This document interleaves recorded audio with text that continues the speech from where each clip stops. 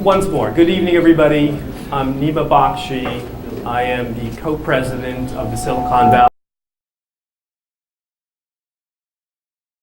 And fast becoming close friend, John Soper, is the other co-president. And we are absolutely thrilled with the three people sitting in between us in terms of what we're going to talk about with their help and with you this evening.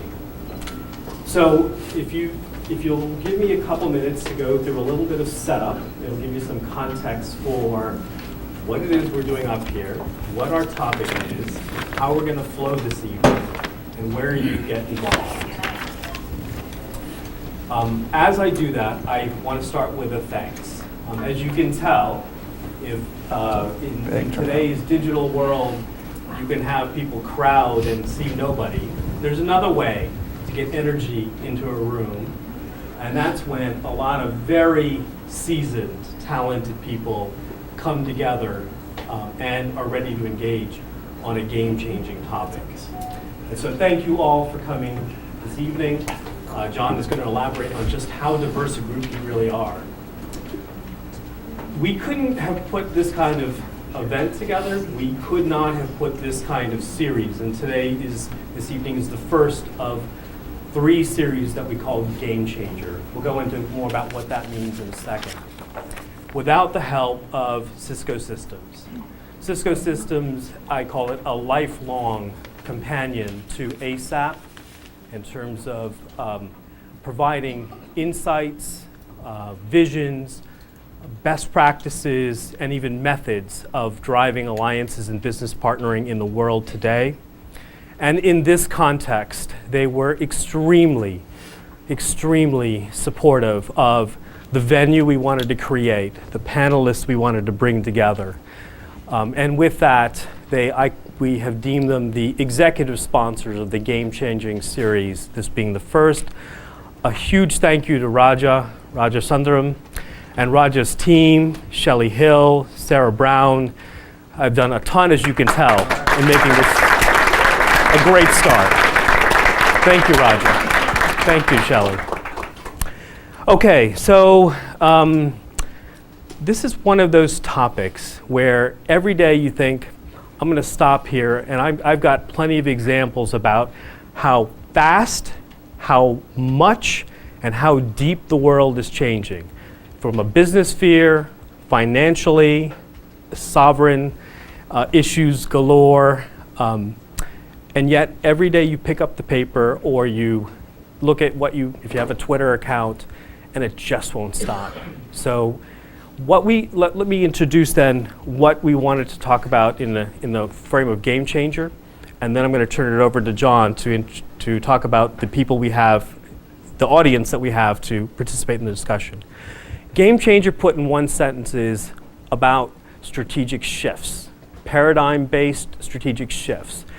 And simply said, if you look at the business world the way you might have looked at it 3 years ago, you're dead wrong. And we'll get into some examples about how we're seeing that play out. So when we talk about Game Changer in the age of the platform and the 24-hour customer tonight, we're going to take a little bit of time up front to introduce some frameworks, some terminology, and some mapping of some of the titans of today into ways we think you should think about for your own businesses. And with that, John, maybe you can talk about who we have in the room and the number of companies that we have represented here. Okay, and thank you, Nima, and it's been a pleasure working with you also, especially on this inaugural event for our new program series. So we're very excited about it, and as Nima said, we have just a great diversity of people and talent that have come here, and we're delighted with the number of people that have decided to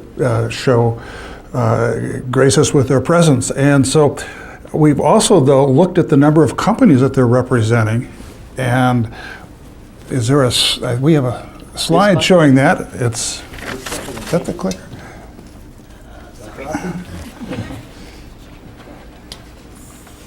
Yes, it did.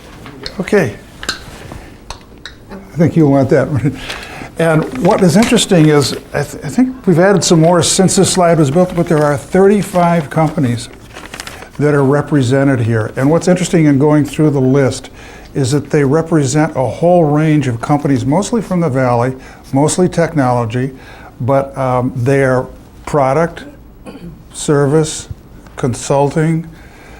They are small, medium, large. We have a startup in the group, and they are at all levels of the learning curve on the topic for tonight, which is the digital platform. So we think that's great. And one of the things we're excited about the range of people and companies is we're trying to develop a diverse mix of people that I think will energize the community and the network that we're really trying to develop here. It's more than us just talking to you, it's all of us engaging in the subject. So I will just add my one editorial comment that I love working in technology because every 10 years or more, especially here, there's a revolution, and so it just doesn't get dull. And so we're at that inflection point, and that's what Nima is referring to, and I'll turn it back over to you to get us started. Thank you, John. So with respect to game changer in people, what we thought would be helpful to us as a group and to you as an audience would be to have people who have written, and therefore you see some books in the room, written about the topic, and therefore given us a kind of analytical view, some tools, and some ways to think about how the age of the platform is manifesting, both in terms of market competition, in terms of ways that you can design your own businesses and platforms as you convert your business models to the digital enterprise era. We also thought what was important to reflect the author's view is the market maker's view. And so when we thought about the panel as not just paneled as in a silo-based view, but in a fabric, we thought, Phil Simon is writing about this from a business provider's viewpoint, and the book he's just released called The Age of the Platform is something he's going to get into in just a few moments. Think of that as upstream in the value chain. On the other end of the value chain, we have Adrian Ott, the CEO of Exponential Edge, a renowned author in her own right, a recognized entrepreneur in many business circles today and in past times. And Adrian represents what we are as individuals, the consumer. And we're going to talk about how consumers are organizing, not just in retail-oriented ways, but some examples around how Occupy Wall Street is an example of how we have decided to take our leverage, unify without a preordained charter, and make a statement to very powerful forces in our world. And then lastly, again, the market maker's view. So Sherrick could say, great, I'm going to sit back for a couple of years, let this all play out, and then cherry pick what I want to do. Just tell me what you wanted me to do. Where are we going? And we'll follow. But instead, and we're going to get into this in the visuals, Salesforce is emerging as a market maker in its own right, not just in the platforms that we hear about in the CRM context or the Force.com context or the Chatter context, but really thinking about this in a pipeline mode, about what forms of collaboration, what forms of alliances, what is going to not only energize an ecosystem of developers so that they can move into new business areas outside of CRM, for example, but really what are going to be those business motions of the future. And if anybody was at Dreamforce, you would hear how they converted the discussion, unlike most technology forums today, into cause-based communities. And most of the breakouts got into a very high form of what we are as members of the digital community. So that is the spectrum we wanted to introduce with our panelists. And with that, I'm going to actually ask each of one of them, Phil, Adrian, then Sherrick, to introduce themselves personally. Hello, my name is Phil Simon. I'm the author of 4 books. My latest is called The Age of the Platform, How Amazon, Apple, Facebook, and Google Have Redefined Business.